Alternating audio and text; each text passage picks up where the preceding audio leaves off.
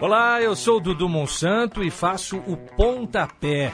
Você sabia que aqui na Central 3 você não é um mero ouvinte? Nos ajudando a partir de R$14 através do Apoia-se. Você se torna membro do Clube Central 3, onde concorre a prêmios exclusivos, além de participar de um grupo de discussão sobre o conteúdo dos nossos podcasts. Acesse apoia.se/Central 3 e colabore com a mídia livre e independente.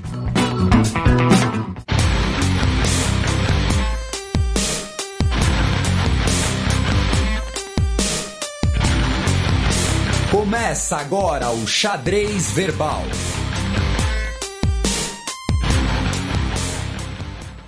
Bom crepúsculo, ouvintes da Central 3. Está começando mais uma edição do Boletim Especial sobre o Coronavírus.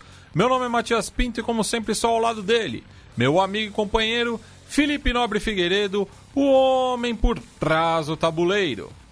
Olá, meu caro Matias, olá, meu caríssimo Átila, olá a todos os nossos ouvintes que nos ouvem, nos prestigiam, nos divulgam, nos toleram, nos amam, nos desejam, diz que nos odeiam, mas não nos tiram do ouvido, porque sabe que o trabalho é bom, sabe que quer ficar informado, né? Ninguém fala nada, e enfim, é uma breve tentativa de imitação do Neto, no improviso. O complicado é que o Átila não sabe nem quem é o Neto, né? Então, assim, você vê que ele não se pronuncia. Então, depois, Átila, vai no YouTube e digita Neto Pão, tá? Você vai... Pão. Você vai saber quem é. E... Craque Neto, craque Neto. Não é aquela coisa, tipo... pé de maracujá ou coisa assim. Não. Vai, explicando pro Átila, o Neto é um ex-jogador de futebol. Pra ser justo, né? Como você não gosta de futebol, mas pra ser justo, digita Neto gols de falta, também vai ser um vídeo, né, que mostra que tem ali alguma substância também. Mas, enfim, e hoje ele é comentarista esportivo e ele repetidamente se torna um meme devido aos seus chiliques, seus esporros turbinados pelo seu sotaque interiorano de São Paulo. Então... Perfeito. E aí talvez o esporro dele mais famoso tenha sido esse em relação ao Corinthians, que disse: vocês vão perder o campeonato pro Palmeiras. E funcionou o esporro, já que o Corinthians segurou o Palmeiras jogando em casa e acabou sendo campeão em 2017, né? Isso, esse esporro foi em 17. Fresquinho ainda. Pois é. E, enfim, então, vocês já ouviram aí a voz do Átila, eu já dei meu oi. Então, Átila, dê seu oi, dê suas saudações, e estamos aqui nessa pedra gigantesca à deriva no universo.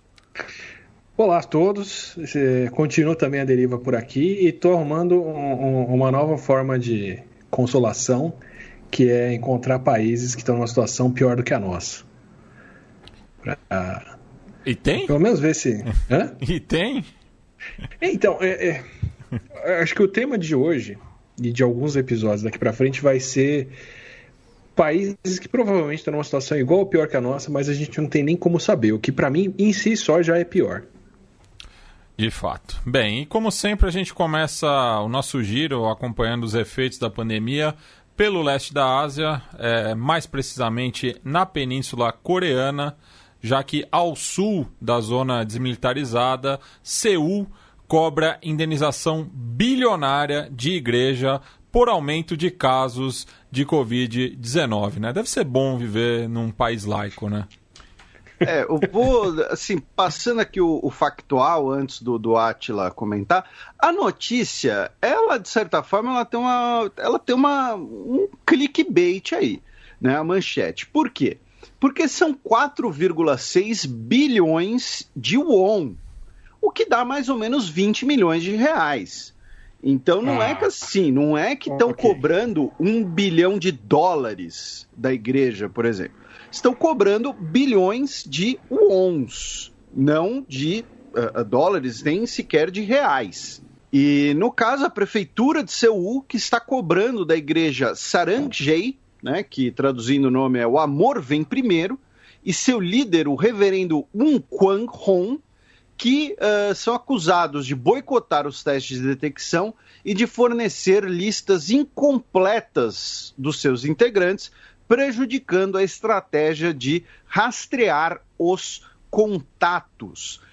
O Serviço Nacional de Saúde também disse que vai processar a igreja, pedindo, né, outros 25 milhões de reais, mais ou menos, e segundo a Prefeitura de Seul, o surto de casos nessa igreja gerou custos e preju na casa dos 59 milhões de reais. Assim, dá para, especialmente no caso da Coreia, que está fazendo muito teste, dá para colocar uma cifra nesse prejuízo tranquilamente. Né? Eles já tiveram, eu não sei se é a mesma igreja, né? Mas o surto deles começou por conta de casos vindos direto da China, por missionários, a gente falou disso lá no comecinho, em algum dos primeiros episódios.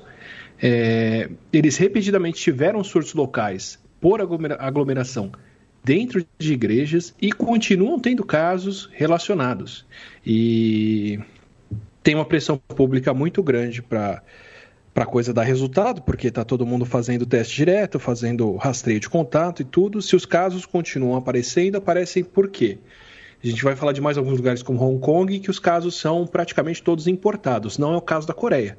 A Coreia tem surtos repentinos que aparecem em Seul e outros lugares e crescem rápido. É sinal de que tem algum canal transmitindo o vírus por aí que está abaixo do radar.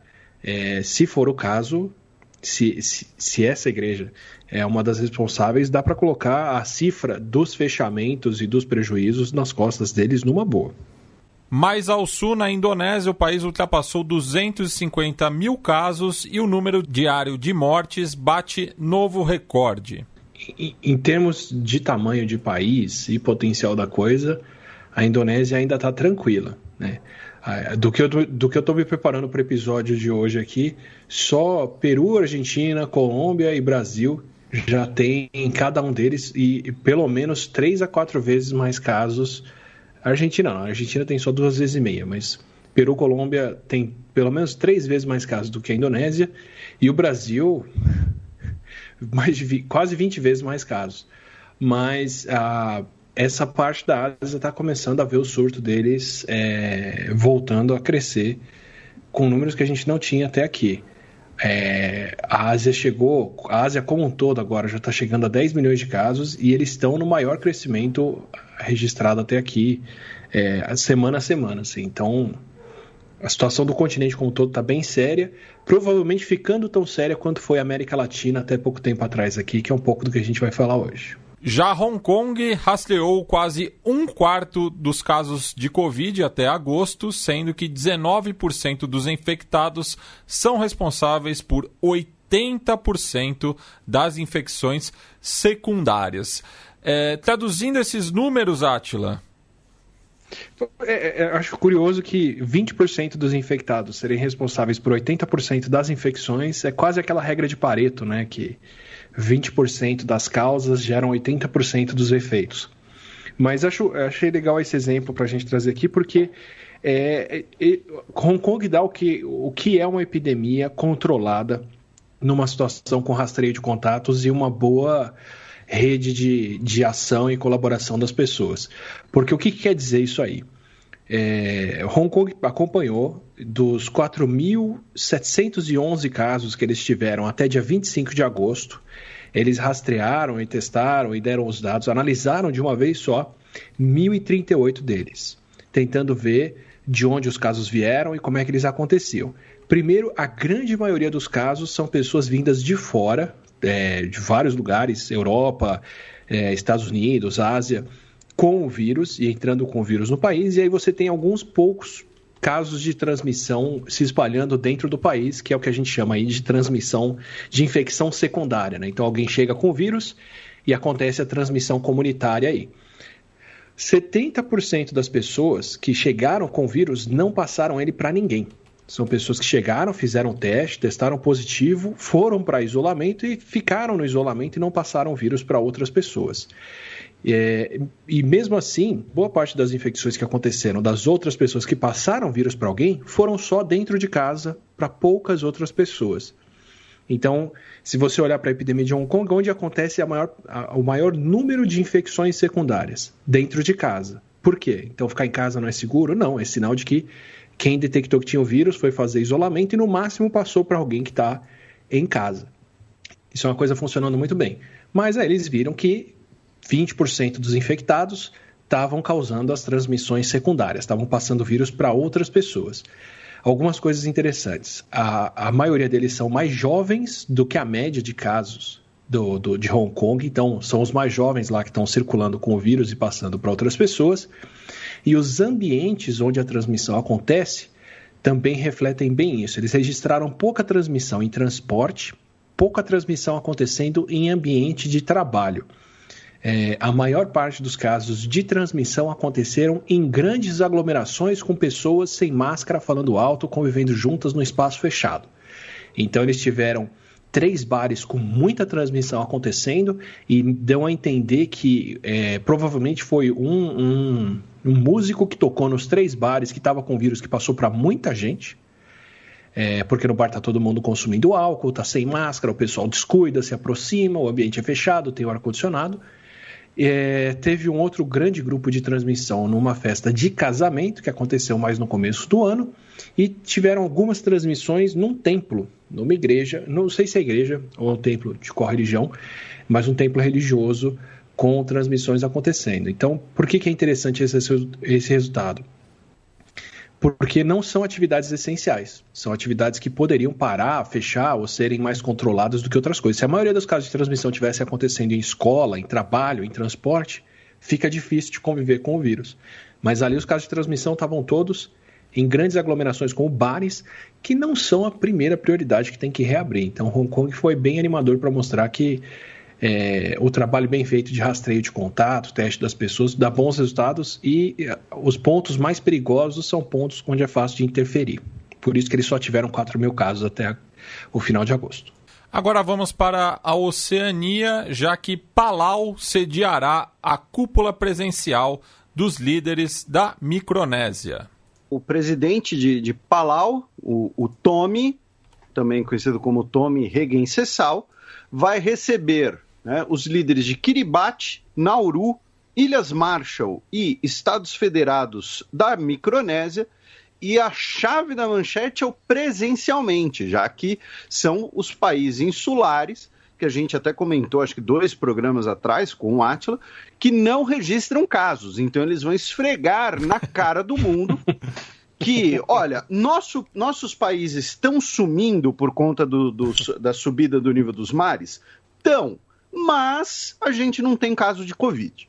Então, vão se encontrar aí presencialmente em Palau para celebrar o Dia da Independência de Palau, que, inclusive, é um dos países que se tornou independente mais recentemente. Perde ali para o Timor-Leste, Sudão do Sul e tudo mais, perde entre aspas, né? E também discutir a cooperação econômica entre esses países. Pelo que eu entendi, tá? Eu li bem por cima, mas é justamente a ideia de os países se declararem santuários para o turismo, né? Então, olha só, você quer viajar e não quer pegar coronga? Vem para cá. Mas, claro, tem que todo mundo ali adotar as mesmas regras, detectar o coronga antes nas pessoas que viajarem, enfim. Mas eles estão aí esfregando na cara do Átila que, olha só, você não tem o que falar da gente, você não tem coisa para falar da gente porque a gente não tem caso. Me senti pessoalmente atingido. Ainda no Pacífico Sul, a premier da Nova Zelândia pede desculpas após selfie em aglomeração com apoiadores. Caiu a casa para Jacinda, né, Átila? Ela não precisa pedir desculpa por nada, vou ser bem honesto aqui. Eu entendo ela não querer participar da entrevista comigo, eu entendo tudo que está passando, mas brincando a foto dela foi uma ostentação no fim das contas também, né? É como aquela festa que teve em Wuhan, no parque aquático lá, que eles filmaram todo mundo junto, é meio que, olha, pode rolar aqui porque não temos casos. A Nova Zelândia voltou a estar livre de casos ativos, tem só pessoas isoladas com o vírus, e teoricamente esse tipo de aglomeração pode acontecer, mas pega mal. Pega mal e machuca o meu coração. Agora vamos da Nova Zelândia para Israel, que fará quarentena nacional em meio ao aumento de casos da Covid-19. Antes do Átila comentar, né, a situação em Israel, apenas dar aqui um panorama político, que foi o seguinte: o governo israelense foi quase, né, forçado a ter que votar um novo lockdown, tá? Um lockdown geral votado no parlamento. Foi decidido por 3 semanas de um lockdown nacional e um lockdown rígido, tá? Ninguém vai poder ficar a mais de 500 metros de suas casas, salvo ela tenha que ir ao trabalho e salvo esse trabalho seja considerado, né, de primeira necessidade. Então, escolas, shoppings, mercados abertos vão ser fechados, farmácias e supermercados vão continuar funcionando, segundo a matéria da Reuters. Então, eu trabalho na loja do shopping, então você vai ficar em casa, filhão. Eu trabalho na farmácia, ok, então você pode sair de casa mais de 500 metros para ir até a farmácia. Aglomerações internas, indoors, foram limitadas a 10 pessoas, o que eu acho que inclusive o Átila vai considerar que é muito, mas, né, ele que vai dizer. E essa, né, foi considerada ali uma margem relativamente grande, né, de 10 pessoas aglomeradas num indoor, por conta dos cultos religiosos e porque aí veio também uma outra questão de debate em Israel. Isso veio logo, essa decisão foi tomada logo na véspera do Rosh Hashanah, né, que é o Ano Novo Judaico. Por conta disso, o ministro de casas, né, o ministro de domicílios, ministro de residências de Israel, Yaakov Litzman, que a gente já falou dele aqui, ele é o ex-ministro de saúde, aquele ministro de saúde ortodoxo, que inclusive disse que a Covid era uma punição por conta da homossexualidade e depois foi diagnosticado com Covid. Ele, né, como parte ali de uma pizza, ele saiu do Ministério da Saúde, porque estava pegando mal, virou ministro de residências, e aí agora ele renunciou, já que ele considerou as medidas de lockdown muito rígidas e, principalmente, por ser na véspera do feriado, né, do Ano Novo, impedindo grupos, né, ali a congregação religiosa, a realização de orações e tudo mais.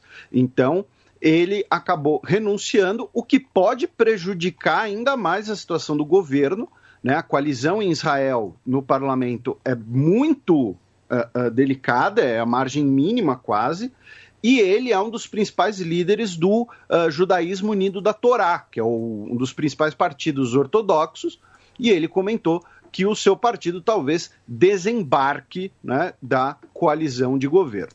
Então Israel está entre os países com mais casos por milhão de habitantes, já quase 2%, já é mais de 2% da população, chegando a 2,5% dos israelenses, comparando, né, hoje, enquanto a gente grava aqui, dia 25 de setembro, entre os países que têm mais casos, tem alguns países que eu desconto porque a população não é tão grande, como Catar, Bahrein, Aruba, mas olhando para a lista de países mais populosos assim, tem Panamá, Peru, Kuwait, Israel e Chile. E todos estão com números bem próximos, entre 2,3% e 2,5% da população com casos confirmados de Covid. Então, entre os países que estão no topo, Israel é um dos países com mais casos por milhão de habitantes. Só que é um dos países que mais testa também. Ao contrário de todos os outros países que estão no alto dessa lista de casos por milhão de habitantes, Israel também está no topo da lista de testes por milhão de habitantes. Então, dá para ver até pela fatalidade baixa da Covid no país que eles provavelmente têm tantos casos assim porque eles estão testando muito e tem como reconhecer os casos que eles têm lá. Então, eles têm uma situação relativamente fora de controle, com muito coronavírus sendo transmitido, e estão testando o suficiente para olhar essa situação de perto. É muito provável que outros países como o Brasil, se tivessem feito tantos testes quanto, tivessem muito mais casos do que eles, mas ainda assim é uma situação bastante séria por lá. Israel já é um dos países com mais casos por milhão e está numa subida bem aguda, bem rápida, também a mais rápida que eles tiveram registrados até aqui. Eu não sei se eles ainda estão com as escolas abertas, mas a situação lá está fora de controle em número de casos. E, aliás, Shana Tová, né, para todos os nossos ouvintes de origem judaica. De Israel, vamos para a Índia, já que o ministro das ferrovias faleceu por conta da Covid-19. Antes do Átila passar pela questão epidemiológica na Índia, que está aí subindo nos rankings, indo para as cabeças, né, o ministro de Estado das Ferrovias, o Suresh Angadi, tinha 65 anos de idade, era também integrante do parlamento e faleceu em Nova Delhi na quarta-feira, tá? Dia aí 23 de setembro. Ele havia sido internado cerca de uma semana, 10 dias antes, mais ou menos, e veio então a falecer. Ele que era do BJP, né, o partido do nacionalismo hindu, o partido do Narendra Modi. A Índia ainda está com a epidemia crescendo bem rápido. Eles já são o segundo país em número de casos, com 6 milhões quase de casos registrados de coronavírus no país. Passaram o Brasil, que está com 4,7 mais ou menos, enquanto a gente grava aqui. Só não tem mais casos do que os Estados Unidos, com 7 milhões.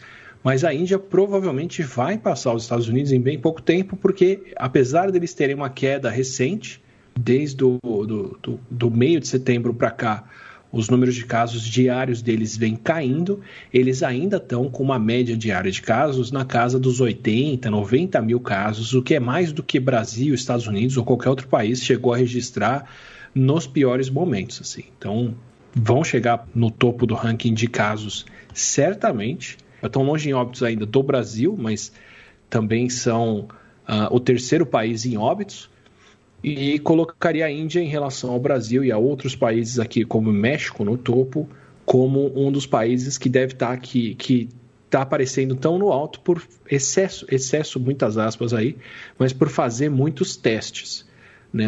O Brasil tem quase 5 milhões de casos de Covid e fez por volta de 18 milhões de testes. A Índia tem quase 6 milhões de casos de Covid e fez por volta de 70 milhões de testes.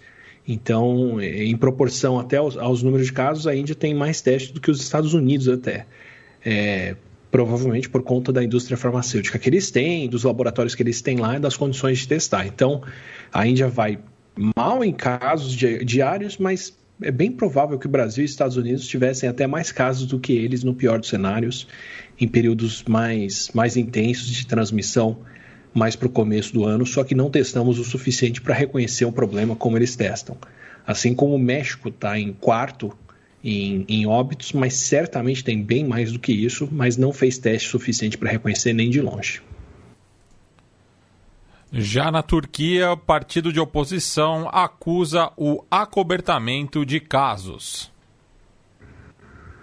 Pois é, a Turquia vinha controlando bem a situação até aqui, aparentemente, né, olhando de longe para o número de casos e óbitos, a situação parecia boa, mas o partido de oposição, eu não sei bem como é que funciona, qual é o partido, o que é. O que eu vi foi o pronunciamento de alguém do partido de oposição falando que casos deles são de 6 a 10 vezes mais do que os números oficiais. Ele acusa o presidente de estar tirando um zero na hora de pronunciar o número de casos. E óbitos são provavelmente também de 4 a 8 vezes mais do que os números oficiais falam. O que faria sentido por números que uma letalidade baixa e números que não progridem como progrediria uma situação epidemiológica normal. A Turquia vai ser um dos países que a gente vai ver hoje que tem números que são bonitinhos demais para serem números reais. A gente vai ver isso se repetir várias vezes. Bem, agora vamos nos atualizar sobre as vacinas, né, Átila? Começando por 3 fabricantes que liberaram os protocolos experimentais. Então, nós falamos sobre os protocolos de testes clínicos pausados. Já falamos no último episódio que eles tinham sido retomados, né, a vacina de Oxford. E aí, 3 das maiores fabricantes de vacinas e desenvolvedoras das vacinas que estão com os testes clínicos mais avançados, as vacinas candidatas, que estão em testes mais avançados, abriram para o público qual é o protocolo que elas estão seguindo. Então, a Moderna nos Estados Unidos, a Pfizer-BioNTech na Alemanha e a AstraZeneca com a Universidade de Oxford na Inglaterra, as 3 abriram qual é o procedimento por trás dos testes clínicos que eles estão fazendo até aqui. Meio que num processo de transparência mesmo do que está se passando. Então, muita gente criticou a Universidade de Oxford e a AstraZeneca por não dizerem quais eram os sintomas que os pacientes estavam desenvolvendo, os voluntários estavam desenvolvendo, por não deixar claro o que a pessoa tinha, se era a tal da mielite transversa ou não. E aí, conversando com infectologistas que acompanham testes clínicos, me disseram que justamente o protocolo desses testes normalmente não deixa nem as farmacêuticas saberem quais são os sintomas que as pessoas manifestaram. Tem a ver com privacidade e tem a ver com quem faz a avaliação disso não ser a própria farmacêutica, mas sim um grupo de terceiros independente que faz a avaliação se o protocolo está andando bem ou não. Então, com a pressão, né, com a atenção toda que tem em cima dessas vacinas, pode ter vazado o que foi o sintoma do voluntário que teve complicações ali, mas da maneira como os protocolos são desenhados, normalmente nem o pessoal que está desenvolvendo os testes, que tem um conflito de interesse comercial com o teste andar, é informado sobre quais são os problemas, justamente para não ter interferência no que está sendo feito e testado.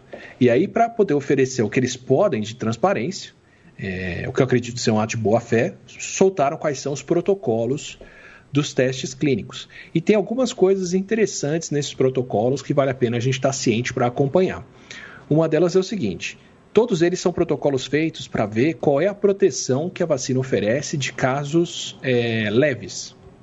Então, quantas são as pessoas, eles vacinam um grupo, de cada um deles um tamanho diferente, e para outro grupo dão o placebo, e depois comparam quantas pessoas se infectam no grupo com vacinado versus o grupo com placebo. E esses estudos são desenhados para dar o melhor resultado o mais cedo possível. O que é o melhor resultado o mais cedo possível? Quantas pessoas têm que se infectar entre as não vacinadas em relação às vacinadas para você ter certeza que a sua vacina é eficiente, que ela protege as pessoas. E aí fica por volta de 200 eventos, mais ou menos. Então eles recrutam milhares de voluntários, de maneira que, quando chegar na pessoa número 200 que desenvolve Covid entre quem tomou placebo, você já pode comparar o número de pessoas que pegaram o vírus com quem foi vacinado de verdade e saber se a vacina funciona ou não. Isso é um desenho muito elegante, a coisa é feita para você conseguir ver o mais cedo possível que a vacina funciona e que ela funciona dentro do que o FDA americano pede, que é 50% de eficácia. Então, funciona assim. 50% de eficácia quer dizer que metade de quem tomou a vacina não se infecta com o vírus, em relação a quem não toma a vacina. O ideal seria menos gente ainda, o ideal seria 70%, 80% de eficácia, 90%, né? A grande maioria de quem foi vacinado está protegido, mas se sabe que isso não é razoável de se esperar de uma vacina a essa altura. Então, a vacina da gripe tem uma eficácia de por volta de 50% em boa parte dos anos. Isso é o razoável de se esperar de uma vacina da Covid também. O que isso quer dizer? Quer dizer que quanto mais eficiente é a vacina, mais cedo ela vai se manifestar na diferença entre as pessoas infectadas. E mais cedo os testes clínicos vão saber disso. Então já conta pra gente que quanto mais demorarem para anunciar o resultado desses testes clínicos, que ainda vão pelo menos até novembro, se não mais tempo, mas quanto mais demorarem para anunciar esses resultados, menor deve ser a eficácia da vacina, porque se ela for boa, o resultado sai cedinho. Então já dá para a gente ficar esperto com isso. E o corpo científico, o pessoal que parou para analisar esses protocolos, esses testes, ficou um pouco chateado porque, da maneira como os testes são feitos, eles não estão vendo se as pessoas vacinadas têm menos chance de desenvolver as complicações e se certos grupos, como os idosos, estão protegidos. Esses testes são feitos para mostrar o mais cedo possível que a vacina é eficiente para o pessoal mais novo, que são os voluntários que estão sendo testados. O que é a eficiência que toda farmacêutica quer para poder colocar a vacina no mercado logo, mas não necessariamente dá para a gente qual é o melhor resultado, qual é a vacina mais protetora para estar em uso. Então, o legal que deixaram os protocolos abertos, mas olhando para os protocolos agora fica a preocupação de quem entende de como esses testes são desenhados, de que vai demorar mais para a gente saber quais são as vacinas que de fato são protetoras para as pessoas que podem sofrer mais com a doença. Se os testes mostrarem isso, porque alguns deles não são desenhados para mostrar. Então a gente pode ter vacinas que deram certo, que estão sendo anunciadas e distribuídas, mas que não necessariamente vão proteger os mais idosos ou vão proteger as pessoas dos casos mais graves. Isso é uma das coisas que estão acompanhando agora. É bem provável que a gente vai ter uma ou outra vacina dando certo, que vai começar a entrar em uso, mas que não vai ser a melhor vacina para todo mundo. E a gente vai ter que ter uma segunda ou terceira geração de vacinas até chegar numa solução que protege o maior número possível de pessoas. Já em relação à Sputnik V, levantaram problemas nos dados dos testes, já que a resposta imune de muitos pacientes é idêntica.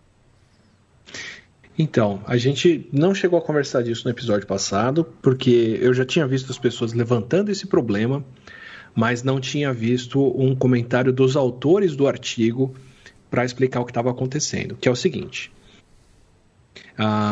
Vocês lembram, a Rússia anunciou que eles já iam começar a distribuir ou pelo menos em licenciar e registrar a primeira vacina do mundo, que era a Sputnik V, que é a Sputnik V, e aí se questionou muito que eles estavam anunciando uma vacina sem dar os resultados de fase 1 e 2, mostrando que essa vacina era segura e despertava a resposta imune das pessoas. Não necessariamente que essa resposta imune é protetora, porque isso a gente está esperando de todas elas até aqui. Mas não tinham nem mostrado que a vacina era minimamente segura para ser distribuída para as pessoas. E, de repente, saiu um artigo na revista Lancet mostrando que a vacina é segura, desperta pouca alergia nas pessoas e produz uma resposta imune na maioria dos voluntários vacinados, o que é o básico para poder falar, ok, avança para a próxima fase de testes. Mas quem analisou esse artigo de perto falou o seguinte, olha, tem muito paciente aqui nessa tabela e nesses gráficos de resposta imune que tem a mesma contagem de resposta, tem o mesmo número. E assim, é um número que pode variar de 1 bilhão, de 1 a 1 bilhão. Você ter duas pessoas que, por acaso, tem o mesmo resultado do teste, é a mesma coisa que você, de repente, encher um estádio 2 vezes com o mesmo grupo de pessoas e todo mundo chegar e sentar no mesmo lugar de novo, sabe? É uma coincidência muito grande esses números terem uma distribuição tão parecida. E são vários gráficos diferentes que têm esse mesmo problema de coincidência. Em outros estudos, isso já aconteceu em vários deles, geralmente isso sinaliza fraude, sinaliza o pessoal pegando um copia e cola de resultados de um experimento para outro. Mas já aconteceu, por exemplo, do pessoal ter se enganado, ter gerado a figura errada. Então você vai lá e faz um código e ao invés do código puxar os resultados de 5 pacientes, ele puxa o resultado de 2 repetidas vezes por algum erro de programação, porque escolheu a figura errada para colocar no manuscrito, mandou, o tipo de coisa que se tem que ter cuidado para não se fazer, mas que ainda é explicável e não tira o mérito do resultado, não faz o artigo cair, porque foi um engano, não foi má fé. Então eu estava esperando a resposta dos autores justamente para a gente saber qual das duas situações é, porque assim, resultados idênticos dessa forma são um sinal de alerta muito grande de que tem alguma coisa de errado. Mas, né, vamos esperar para saber se foi um infortúnio, foi um engano, alguma coisa assim, isso tem uma boa explicação, ou se não, de onde a coisa vem. E o autor principal disse que os dados são esses mesmos, é o que está lá, e que quando a Europa tiver na segunda onda de casos, vai vir todo mundo correndo para tomar vacina. E é isso. E aí fica bem estranho mesmo a situação, porque alguma explicação isso tinha que ter. Se não der explicação nenhuma, a gente começa a assumir que esses resultados não foram gerados dessa forma por boas práticas. Passamos agora para o relatório 2020 da Fundação Bill e Melinda Gates, que afirma que regredimos 25 anos de desenvolvimento em 25 semanas de pandemia. Um dos índices é a vacinação pior que na década de 1990. Mas o Bill Gates quer controlar o mundo, então tá inválido, pula. Tem isso, né? Tem o conflito de interesse. Tem o conflito de interesse da dominação mundial aí, né? Mas a Fundação Bill e Melinda Gates, de fato, é a maior, em termos brutos, da quantidade de dinheiro investido em pesquisa, ela é a maior agência de fomento à pesquisa do mundo. Essa pesquisa é concentrada em alguns países, em algumas áreas, então a gente não ouve falar tanto. Não é uma coisa tão presente, mas eles põem muito dinheiro em pesquisa e parte do que eles fazem com isso são esses relatórios anuais de metas de desenvolvimento. Eles batem ou não com as metas de desenvolvimento de saúde da Organização Mundial de Saúde ou da ONU, para ver como as coisas estão avançando. E o que eles falaram é que eles estavam ano após ano, pelos últimos 25 anos, batendo várias metas não necessariamente por ação deles, né? A ação da fundação é mais recente, mas enfim, os países do mundo estavam há 25 anos batendo as metas de distribuição e índices de vacinação, e em 2020 esses índices todos caíram para quantidades piores do que a gente avançou em todo esse tempo. Então é um problema pontual, é uma coisa que talvez seja corrigida no que vem, espero que seja corrigida, mas eles acusam que justamente por conta da pandemia, das pessoas se isolando, se quarentenando, com receio de se aglomerar, de levar as crianças para se vacinar, principalmente são vacinas infantis aí, o mundo atingiu os piores índices de vacinação dos últimos 25 anos. O mundo como um todo, principalmente países em desenvolvimento. Sobre o Brasil em particular, eu não sei dizer onde a gente vai estar esse ano, porque o nosso índice de 2019 já era o pior dos últimos 20 e poucos anos. O de 2019, antes da pandemia. Não sei dizer agora, com a pandemia, o quão prejudicado ainda mais a gente vai estar com a distribuição de vacinação, mas aí você chega numa situação em que o risco de volta às aulas já não é nem o risco de Covid só, mas é risco de cachumba, de poliomielite, de coqueluche, de outras doenças infantis que já estavam mais do que combatidas até pouco tempo atrás. E embrulhando junto com isso, começaram a sair novos estudos mostrando casos de reinfecção no mundo. Eu já falei disso acho que uma vez, mas eu vou repetir aqui. O dilema de acompanhar a reinfecção é que ela é mais provável de acontecer em países onde o surto não está contido, como é o caso do Brasil e de boa parte da América Latina, mas que ao mesmo tempo não são os países que mais fazem testes para saber o que essas pessoas têm. Então ainda vai demorar um tempo até a gente entender o quão comuns são os casos de reinfecção. Saiu um estudo nos Estados Unidos e outro estudo, se eu não me engano, na França, mostrando pessoas que foram infectadas mais de uma vez pelo coronavírus. Em alguns casos, intervalo de 1 mês e meio entre uma infecção e outra, e mostraram pela sequência do vírus, que são 2 vírus diferentes. E eu não sei, os 2 casos são diferentes e cada um deles, segundo os autores do estudo, preocupa por um motivo. Em um dos casos, a pessoa teve sintomas mais leves no começo e teve sintomas bem mais graves depois. E aí fica a preocupação de se a segunda versão da doença vai ser mais séria ou mais tranquila do que a primeira. E no outro caso, as pessoas foram assintomáticas da primeira vez, é um casal. O casal foi assintomático da primeira vez e assintomático da segunda agora. E aí fica o medo deles de que as pessoas, por serem assintomáticas, podiam achar que tinham sido curados ou que estavam protegidas da primeira vez e pegaram o vírus de novo e estavam em condições de transmitir o vírus de novo sem saber que estavam com eles.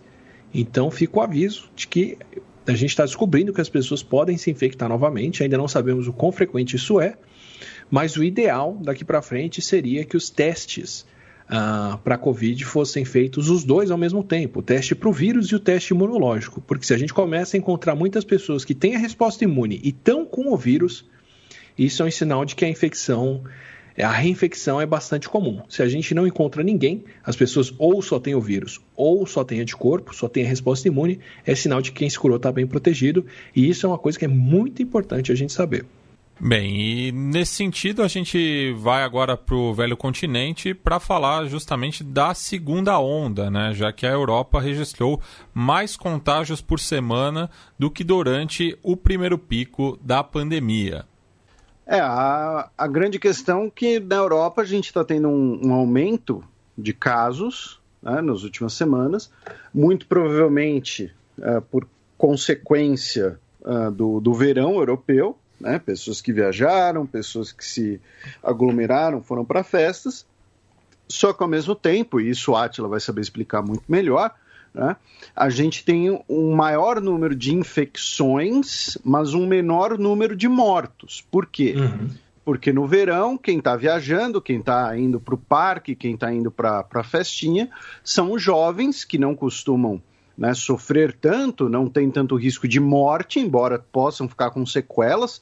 A gente sempre faz questão de frisar isso, que a gente ainda conhece muito pouco sobre o vírus e suas consequências, né, de possíveis consequências de médio e longo prazo. Né? O Átila sempre fala isso nos fios dele no Twitter, então não adianta você pegar um tweet de um fio e refutar para fazer pose de gostoso, não estou dando indireto para ninguém, mas para muita gente, na verdade, porque eu sou uma pessoa amarga, azeda, e então a gente está com esse aumento do número de casos, né, na Europa, e aí está essa discussão até se ainda não seria efeito ou consequência da primeira onda, ainda tem a ver com a segunda, já seria uma segunda onda, e aí antes da gente entrar nos casos detalhados, né, só para fazer aqui uma abordagem geral, para dar tempo, né, para dar espaço, digamos assim, para depois o Átila fazer as observações que quiserem.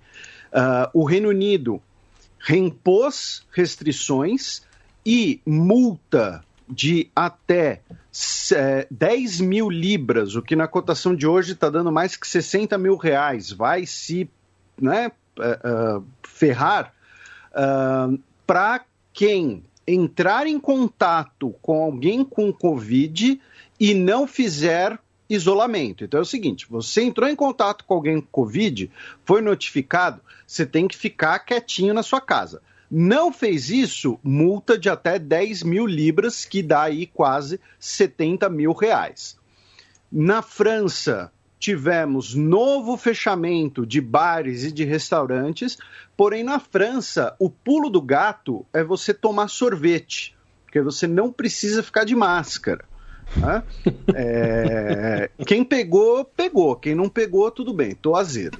Inclusive pegou o vírus. Exatamente. E escreveu canções depois, por conta do isolamento. Não tenho interesse em ouvir. O número de casos na Alemanha está o mais alto, novos casos diários na Alemanha está o mais alto desde abril.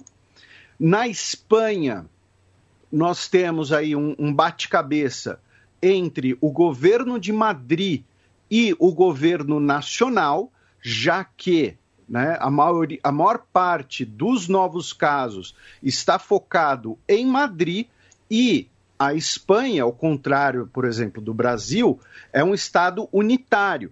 Então, se você adota algumas políticas para você adotar, você tem que ter autorização do governo nacional. Você não tem tanta autonomia das sub-regiões como você teoricamente tem numa federação. Tanto que aqui no Brasil você pode ter né, uma cidade no Rio Grande do Sul adotando uma posição, o estado do Rio Grande do Sul adotando outra, e aí o estado de Pernambuco adotando uma terceira posição e uma cidade dentro de Pernambuco adotando uma quarta posição, né?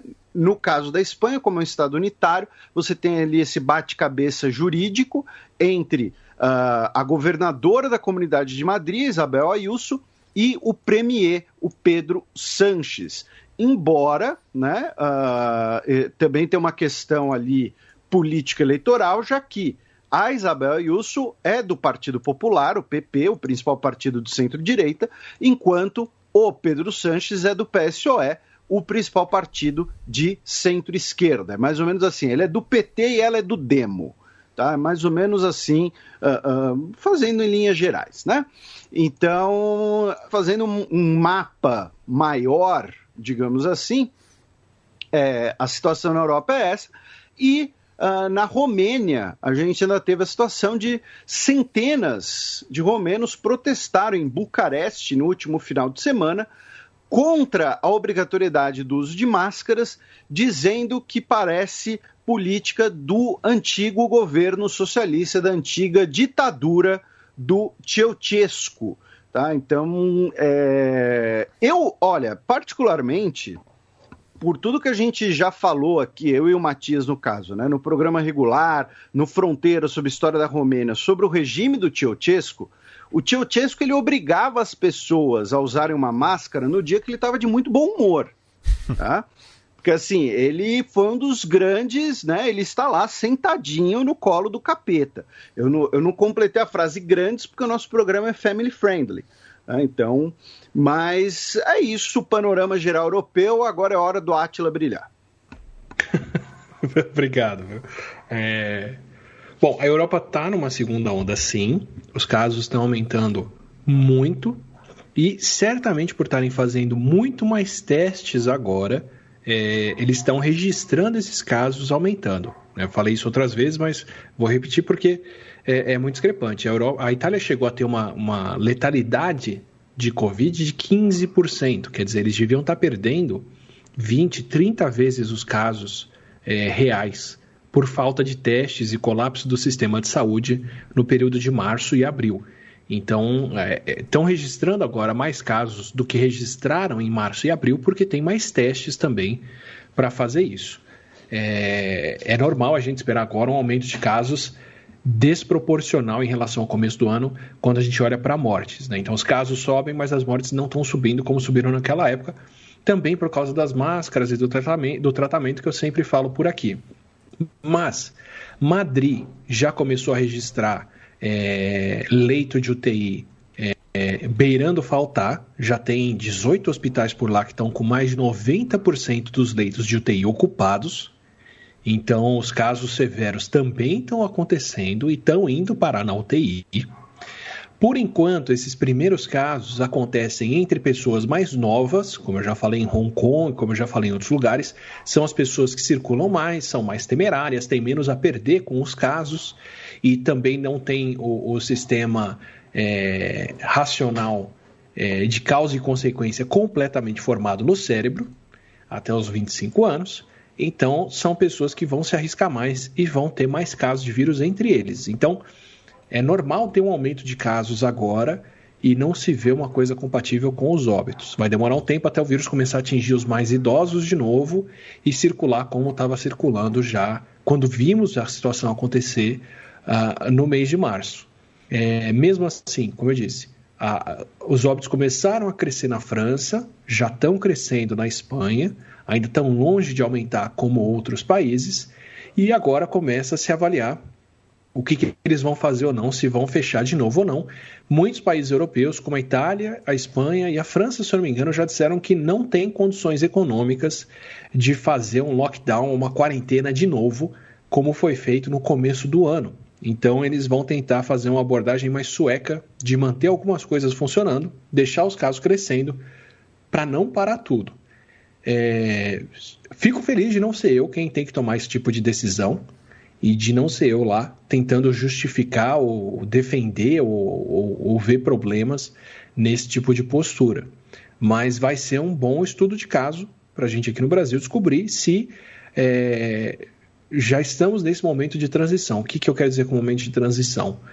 Com mais tratamento, com melhores técnicas de hospitais e com as pessoas usando máscaras e as máscaras reduzindo a severidade da doença para quem está protegido, porque você entra em contato com uma dose menor do vírus, a Covid agora, por conta dessas intervenções todas, e só enquanto essas intervenções estão presentes, é uma doença menos grave do que ela era no começo do ano. Então, a proporção de quem é internado, de quem é hospitalizado, de quem morre com a Covid agora, ela é menor, o que pode justificar uma mão mais solta para deixar as coisas acontecerem. O que o Felipe falou é extremamente válido, a gente não sabe quais são as sequelas que as pessoas vão desenvolver com isso. Ainda assim, para quem não é internado em UTI, para quem não morre, pode ser uma doença muito séria e deixar efeitos graves, mas se os hospitais não estão cheios como antes, tem uma pressão menor, política e sanitária, para se fechar tudo, se parar tudo. Então a gente vai descobrir agora, com a Europa entrando no inverno e os casos subindo lá para o teto, se a Covid já é mais leve o suficiente para justificar uma mão mais aberta em relação ao que pode funcionar e o que as pessoas podem fazer de novo.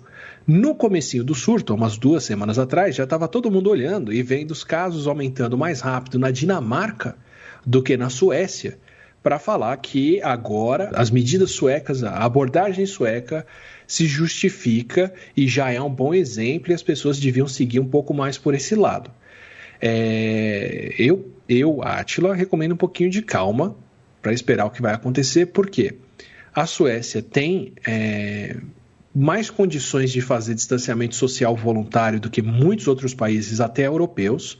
70% dos suecos trabalham de casa, mais da metade deles vivem sozinhos em casa, a grande maioria tem carro, não precisa se aglomerar em transporte, outras coisas, e muita coisa deixou de funcionar voluntariamente. Então, não é que eles estão no oba-oba, lambendo corrimão na rua, como se nada estivesse acontecendo.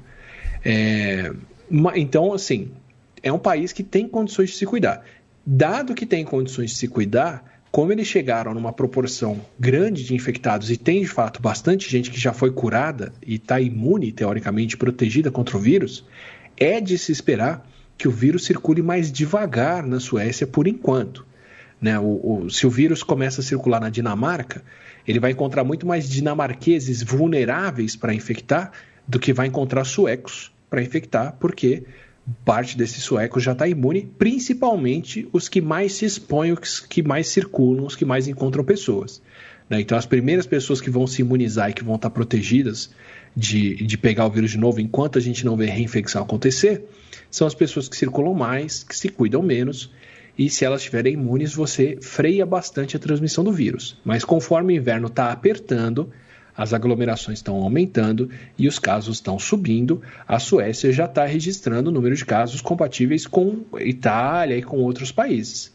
Então ela é o canário de mina agora, para o pessoal acompanhar, olhar mais de perto e ver o que vai acontecer, porque se os casos subirem na Suécia, como estão subindo em outros países europeus, é um forte sinal de que não adiantou muito não o que eles fizeram antes. Se ela não subir e a situação ficar tranquila lá enquanto está queimando na Noruega e na Dinamarca, por exemplo, que são países mais próximos culturalmente, é sinal de que pode ser uma alternativa.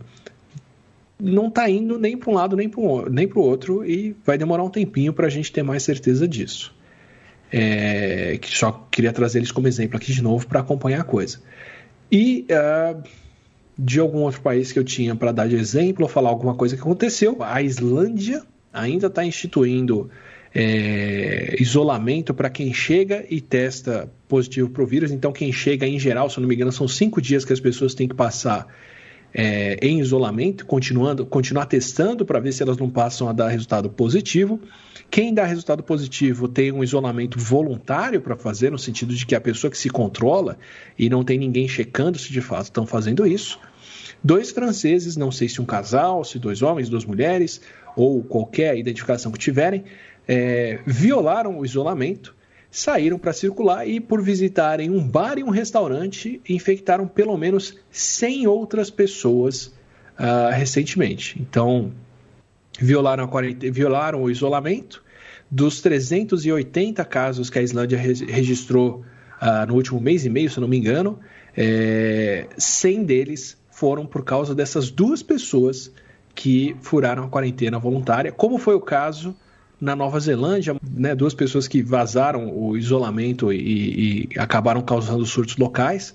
Provavelmente vão ter que reavaliar o quão voluntária ou quão monitoradas as pessoas são depois desse tipo de isolamento, como fez a Nova Zelândia. E o exemplo que eu sei trazer da China é que lá, quem testou positivo tem que ir para o isolamento e tem o celular monitorado e fechadura eletrônica para ver se a pessoa está saindo de casa ou não, se está abrindo a porta de casa para sair ou não, durante o período de isolamento obrigatório. Então, talvez tenham que adotar aí uma tornozeleira eletrônica, alguma coisa assim, para garantir que a situação está mais controlada. E agora uma anedota aí em relação à pandemia, né? Já que um aeroporto na Finlândia usa cães farejadores para detectar infectados pela Covid-19. Como que se deu esse fato, Átila? Eles treinaram os bichos mesmo, expondo eles a, se eu não me engano, roupa e objetos que são tocados por quem está com Covid, por quem está com coronavírus, e os bichos de verdade aprenderam a reconhecer o cheiro e estão sendo usados lá agora para rastrear quem está chegando com o vírus ou não. Tem histórico para isso. Tá, tem algumas alterações metabólicas que os vírus fazem ou que outras doenças fazem no corpo, que a gente começa a produzir mais um tipo de colesterol do que outro, ou mais um tipo de ácido do que outro no corpo, por aí vai, o cheiro da pessoa muda. Já registraram gatos e pessoas que sabiam reconhecer quem tinha Alzheimer, se eu não me engano, pelo cheiro, em casos mais sérios ou algo assim. E aí uma empresa finlandesa, Wise Nose, nariz esperto, treinou os cachorros e, segundo eles, reconhecem sim em 10 segundos quem está com coronavírus, mesmo sem ter sintomas. Não acho difícil de ser viável não, e realmente acho que podia ser adotado em mais lugares. Eu acho que, além da cavalaria, a gente tinha que ter um bando de cachorros treinados para farejar quem está com o vírus, só para a gente saber para quem direcionar as flechas. Flechas de ponta não afiada nem nada, é só para dar um sustinho, para desfazer aglomerações. A ponta é a vacina. Boa. Bem, e retomando a discussão sobre a volta às aulas, né? Vamos para Nova York, já que por falta de professores, a cidade adiou de novo, né? Justamente o retorno às classes em escolas públicas. Eu vou dizer que eu entendo assim, e isso pode mudar de país para país, de situação para situação, mas eu acho que os professores são as pessoas mais informadas ou educadas de várias populações e que vão refletir um pouquinho melhor o que está acontecendo lá no fato de sentir ou não segurança para retomar as aulas.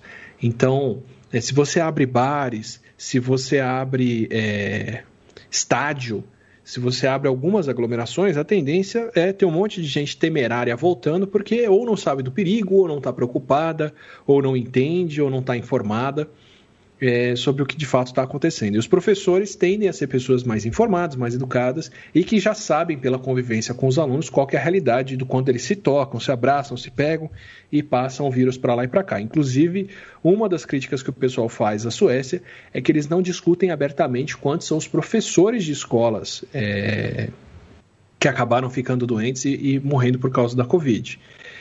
Apesar de, entre alunos, eles não terem casos muito graves ou não terem nenhum grande problema entre as crianças, né?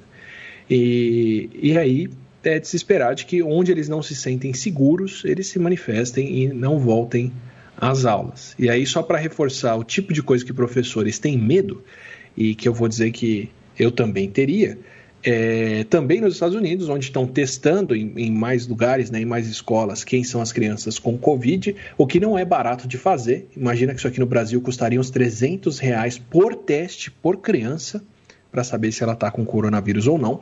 Se você se propõe a fazer um teste por mês ou 2, você já está, né, cobrando quase meio salário mínimo para poder saber se a criança está em condições ou não de voltar às aulas.